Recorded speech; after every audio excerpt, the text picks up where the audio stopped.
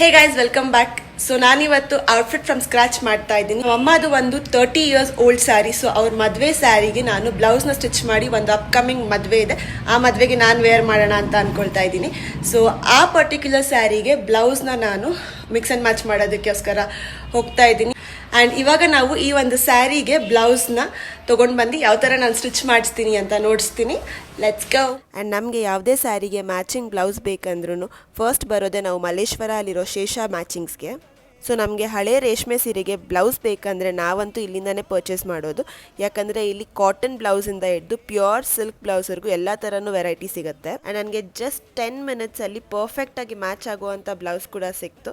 And ನಾನಿಲ್ಲಿ column ಡಿಸೈನಲ್ಲಿ ಬ್ಲೌಸ್ನ stitch ಮಾಡಿಸೋಣ ಅಂತ ಇದ್ದೀನಿ. ಸೊ ಇದು ನಮ್ಮ ಅಮ್ಮದು 30 ಇಯರ್ಸ್ ಓಲ್ಡ್ ಮದುವೆ ಸ್ಯಾರಿ. ಆ್ಯಂಡ್ ಇಲ್ಲಿ ನನ್ನ ಬ್ಲೌಸ್ ರೆಡಿ ಆಗಿದೆ. ಸಿಂಪಲ್ ಆದ ಕೋಲಮ್ ಡಿಸೈನ್ನ ಇಡ್ಸಿದ್ದೀನಿ, ಫುಲ್ ನೆಕ್ ಇಡ್ಸಿದ್ದೀನಿ ಬ್ಲೌಸ್ಗೆ. ಆ್ಯಂಡ್ ಇದ್ರ ಫೈನಲ್ ರಿಸಲ್ಟ್ನ ನೆಕ್ಸ್ಟ್ ವಿಡಿಯೋದಲ್ಲಿ ನೋಡಿ.